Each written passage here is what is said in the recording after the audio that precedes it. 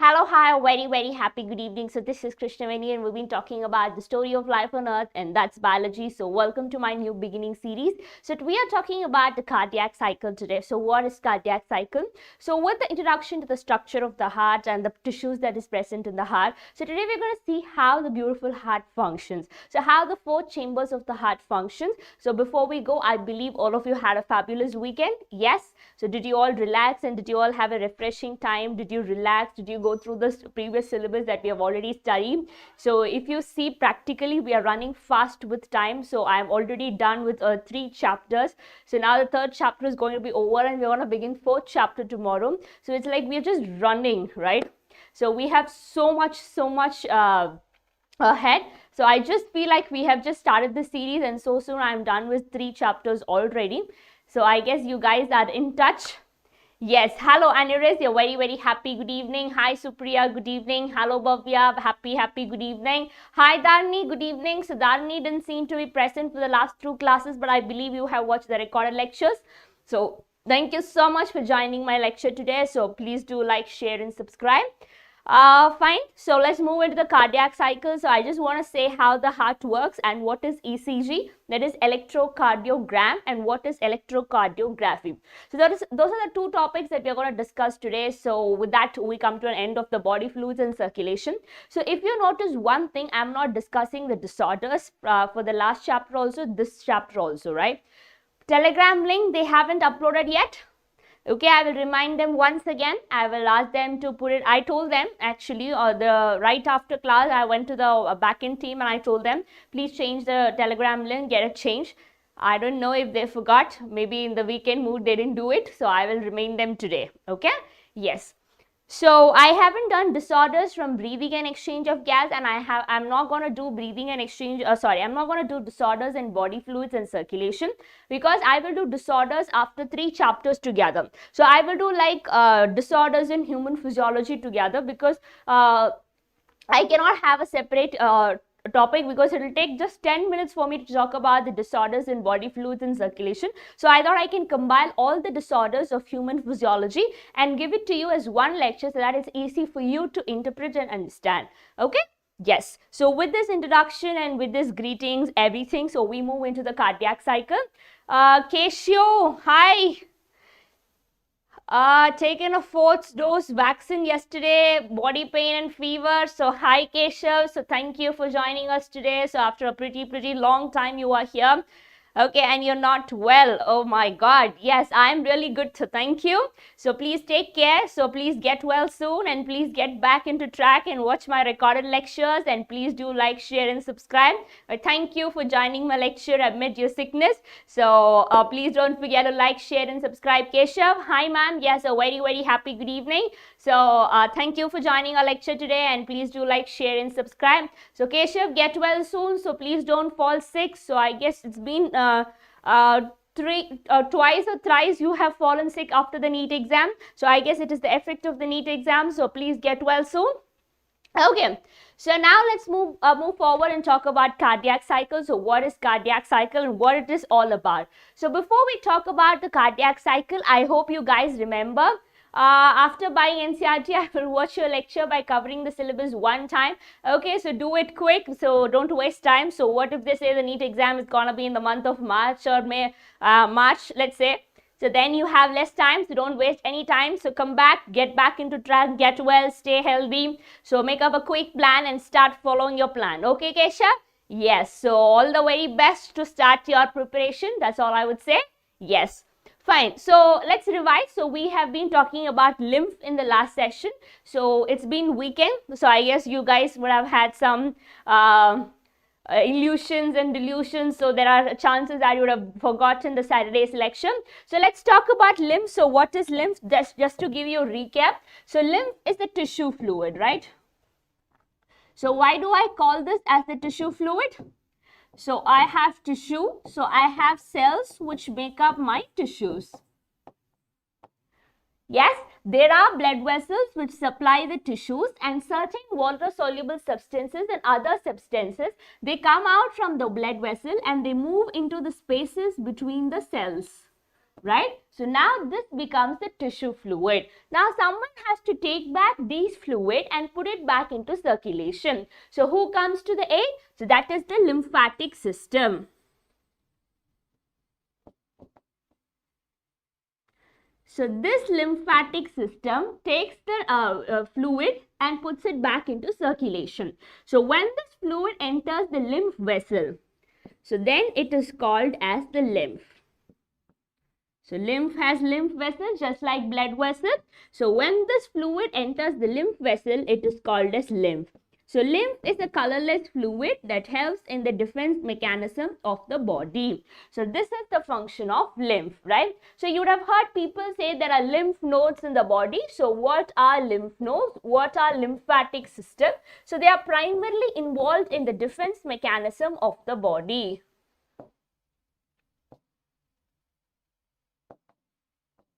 So this is the primary place where they are being used. So moving forward to the structure of the human heart, I guess you remember the structure of the human heart which we were discussing on Saturday.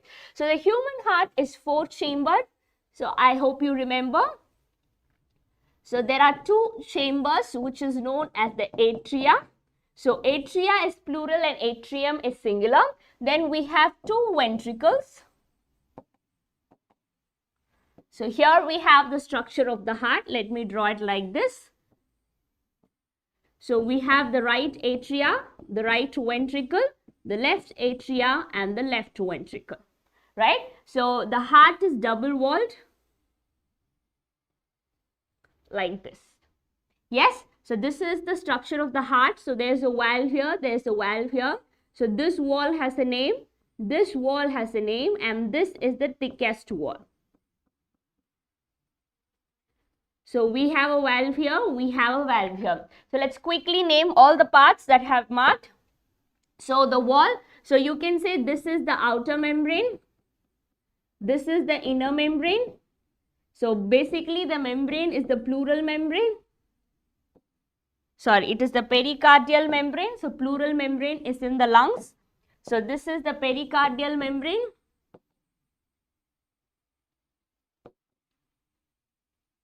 Right, so then here this wall is known as the interatrial septum. So septum is wall, interatrial septum. So this is known as interventricular septum. So interventricular septum is pretty thick compared to any other septum. So then you have a wall here. So this wall is known as the atrioventricular septum.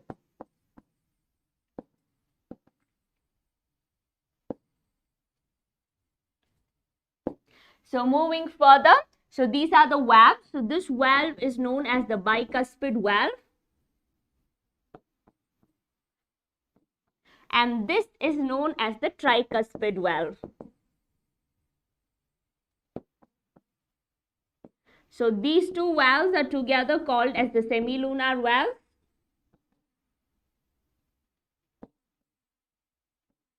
Right, I hope you remember this marking. So how the blood flows inside the heart? So it flows inside the right atrium into the right ventricle. So from the right ventricle into the pulmonary artery. So once inside the pulmonary artery, it moves inside the lungs. Then from the lungs, it moves inside the pulmonary vein. And from the pulmonary vein, it moves into the left ventricle, into the left atria, left ventricle, and finally into aorta. And through aorta, it moves inside the body parts. Right? So who brings the blood here? So this is the vena cava. So you have the superior and the inferior vena cava. So this is the flow of blood inside the heart and the structure of the heart in detail. So we also spoke about the nodal tissues that are present. So let me give you a quick understanding about the nodal tissues. So I'm redrawing the structure of the heart here. So I hope you're able to recollect as and when I'm telling the terms, right? So there's a small patch of tissue in the walls of the 4 chambers of the heart that helps in generating action potential, right? Just because I have the switch and I have the fan will not run. I have to give connections, right? So much in the same way, who's gonna push all the chambers to work? So that is the action potential. So who's gonna generate the action potential? They are the nodal tissues. So nodal tissues are the patch of tissues that is capable of generating an action potential. Fine. So here we have one nodal tissue. So this is the SA node. Then we have one here, that is AV node. Then you have bundle of His. Then you have, it spreads like this. So these are Purkinje fibers, right? So let me label them. So I have one here. So this is SA node. So this is AV node on the atrioventricular septum. And I have the bundle of His. And then I have the Purkinje fibers.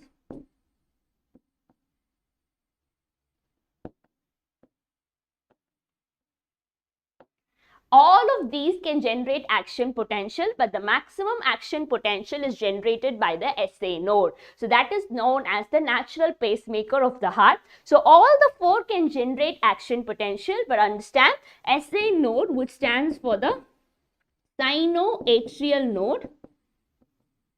So this generates the maximum action potential.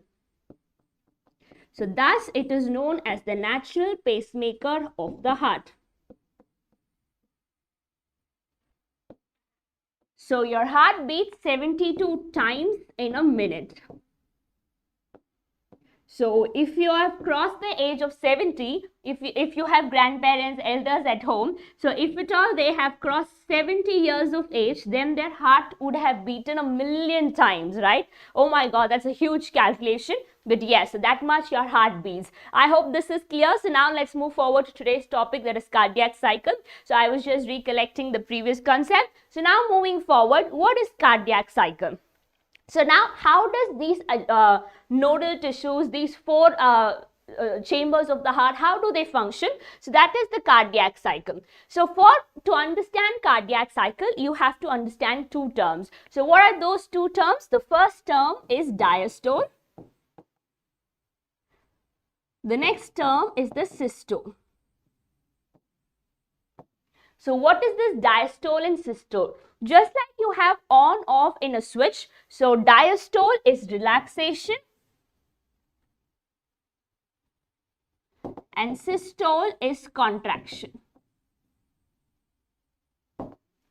Fine. So when we talk about cardiac cycle, so these are the two terms that you have to remember. One is diastole and the other one is systole. Now what happens in order? So we have four chambers of the heart. So let me redraw it so quickly. So we have four chambers, right atria, right ventricle. So left atria, left ventricle. So this moves in here, here and here. So I also told you both the regions work simultaneously. It is not that first this region will work and then this region will work. So both of them work simultaneously, right? So how does it happen? So the first step in the cardiac cycle is joint diastole. So what happens in joint diastole? So all the four chambers of the heart are in a state of rest.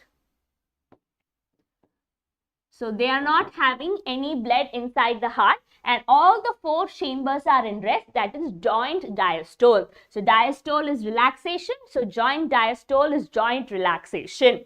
So then what happens? Blood enters inside the atria. So if maximum blood keeps on entering the atria, the atrial pressure increases, right? Now the atria has to push the blood somewhere else because it is getting overflowed, right? So then we have two valves, the tricuspid and the bicuspid valve, right? So these open and the blood moves inside the ventricle. When the atria is getting filled up with blood and its pressure is maximum, it begins to contract. So that is known as atrial systole. So when the atria begins to contract,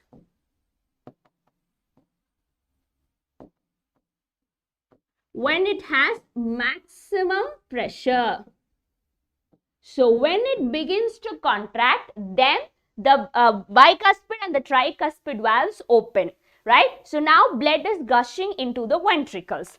So the third step is ventricular systole. So once from the atria, the ventricles get the blood, the ventricles are getting overflowed, and that is ventricular systole. That is when the ventricles contract. So finally, when the pressure inside the ventricle is maximum, so here the semilunar valves open and the blood is pumped out respectively. So now the ventricles relax, that is ventricular diastole. So here it moves into the pulmonary artery and here it moves into the aorta, right? So once again, there are 4 stages in your cardiac cycle. The first stage is joint diastole, when all the 4 chambers of the heart are in a state of relaxation, fine? Then what happens? Blood inside the atria. So blood starts entering the atria and it gushes inside the atria. So the atria starts getting pressurized because the blood is overflowing, right? So now the SA node will generate an action potential which will pass on to the AV node. So now the valves open and the blood comes out of the atrium. So when the atria is under maximum pressure, it is contracting, that is atrial systole. So at the end of atrial systole, the bicuspid and the tricuspid valves open. Now the blood gushes inside the right and the left ventricles. Now the ventricles are in high pressure. So at the end of ventricular systole, when it is in high pressure, that is ventricular systole. So under this high pressure, the semilunar valves open. So once the semilunar valves open, the ventricle goes back to a state of rest, that is ventricular diastole. So first the impulse starts with the SA node, then with the AV node, then you have bundle of His, and then you have Purkinje fibers which spreads it across the ventricles. So these are the stages in the cardiac cycle. Yes, any doubt in the cardiac cycle? So should I explain once again? There are only 2 terms that you have to remember. One is diastole and systole, right? So diastole is relaxation and systole is contraction. So initially all the 4 chambers are in rest, then the atria contracts, the ventricle contracts. So when the ventricle is contracting, the atria rest. So ventricular systole is also the time when you have atrial diastole, but that is not significantly mentioned or told out, fine? So then you have ventricular diastole when your ventricle rests. Done? So with this we come to an end of cardiac cycle. So now we are going to talk about what is ECG. Yes, Bhavya says it's clear. Okay, Bhavya, thank you for the response. So moving forward, so this is how it is. So first you have the atrial systole. Then the valves open, so then you have ventricular contraction. So this is valves opening and then you have maximum contraction of the ventricles, then it is ventricular diastole. So this is the pictorial representation of your cardiac cycle. So when you search in net, so see once again it is ventricular diastole, which means the atria is getting ready for its next phase. Right? So ventricular diastole is followed by, for a short minute, by joint diastole as well. So this is how it moves on. So this is your cardiac cycle. So here you have to remember certain other terms as well. So the amount of blood that is pumped by the ventricles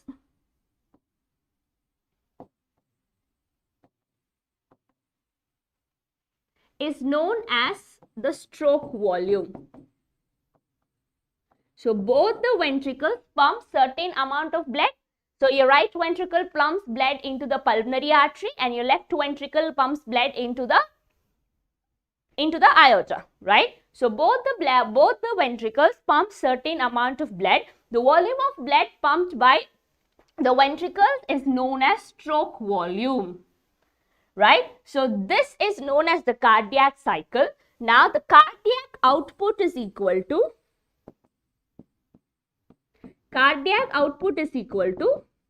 stroke volume into the heartbeat. So in a normal individual, the stroke volume is 70 ml. Okay, so let's solve it. So cardiac output is equal to stroke volume, which is 70 ml into 72 times your heartbeats, right? So this is approximately 5000 ml or 5 liters. So this is the cardiac output. Fine. Is this clear? What is cardiac output? And duration of each cardiac cycle is 0.8 seconds. So this entire cycle of systole diastole is 0.8 seconds. So is this calculation clear to everyone? So this is how we have 5 liters of blood. So the cardiac output is 5 liters. So you might have questions based on this concept. So let's see what kind of questions you have based on this concept. So Nanda Gopal, hello, very happy good evening. So I guess you're new to my lecture. So thank you for joining my lecture. So please do like, share and subscribe. Okay, so moving forward. Okay, so the sequential event in the heart is cyclically repeated, that is the cardiac cycle. It consists of systole and diastole. Your heart beats 72 times and the duration is 0.8 seconds. Done. So moving further.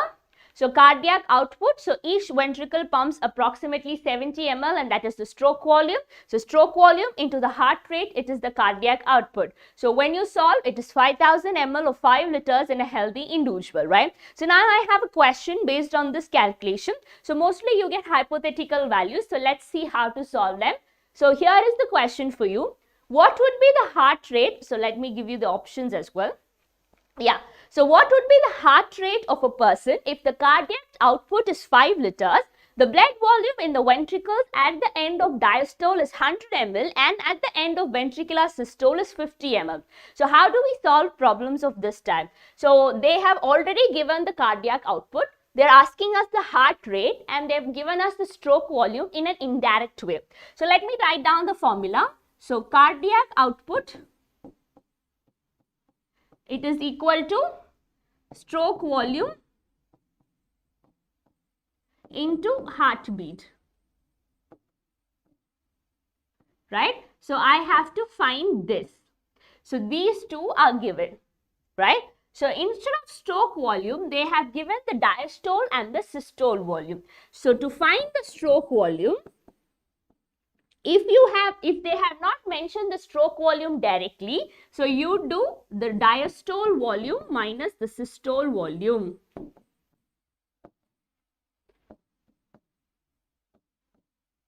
So it is 100 minus 50.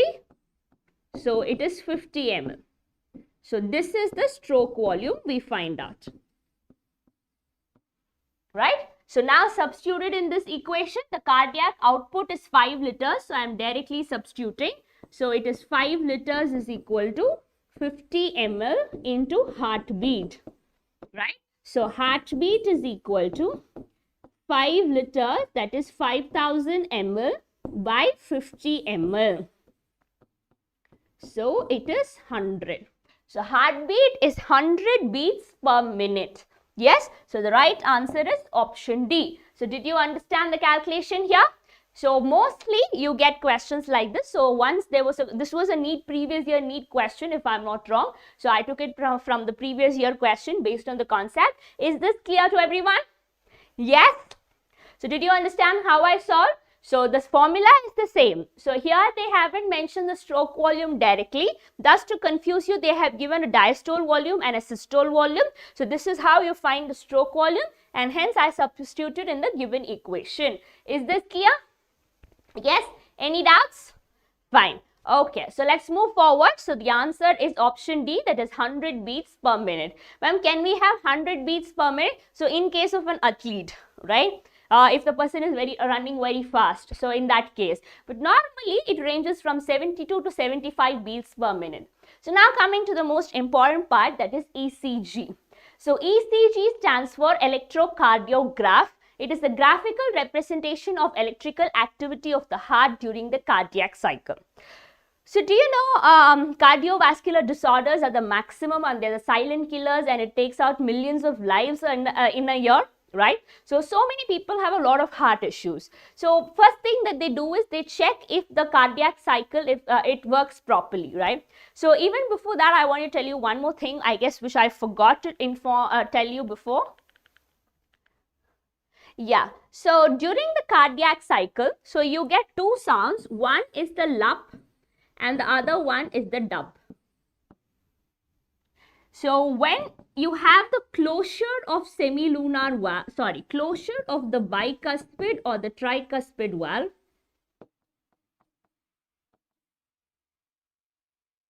so this sound is lub.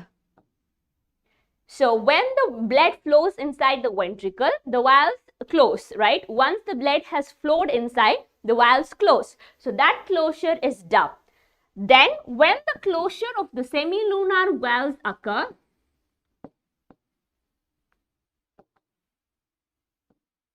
so it is dub. So after the ventricles are contracting, so the blood has to move out, so the semilunar valves open and the blood moves out, and then the semilunar valves close. This is your dub sound. So these are the two sounds which a doctor can hear under a stethoscope. So dub is the larger of the two sounds.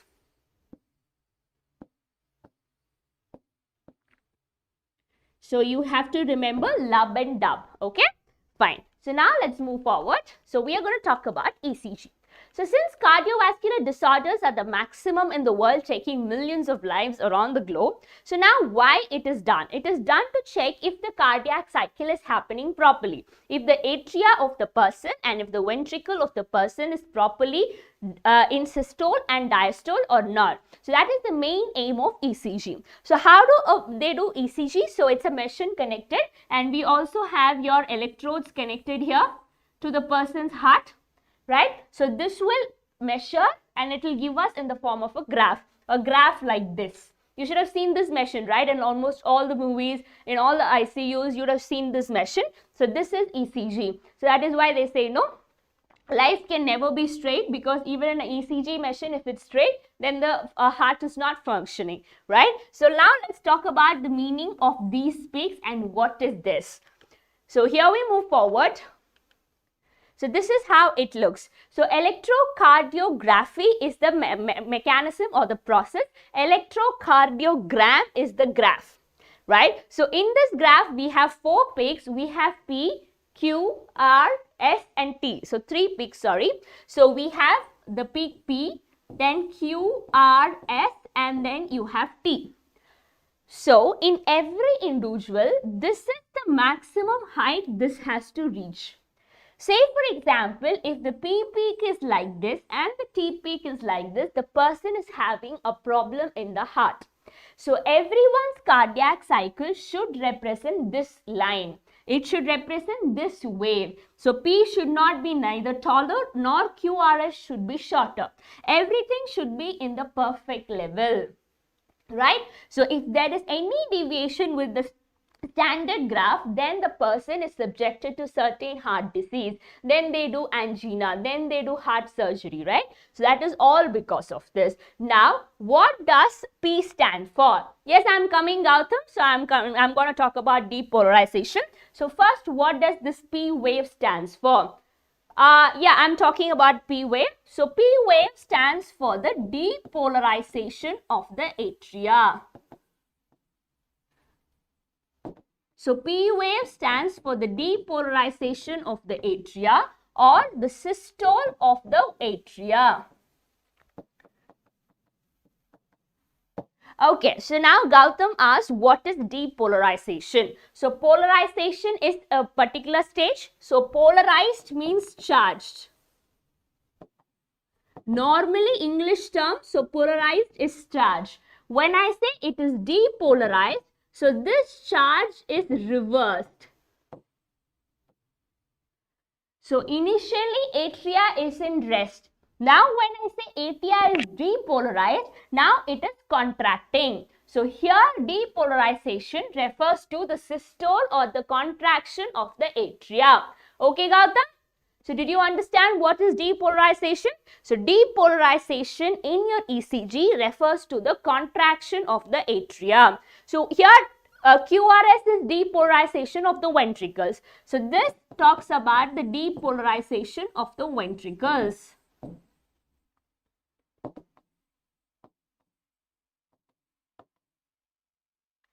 So this is the systole of the ventricles.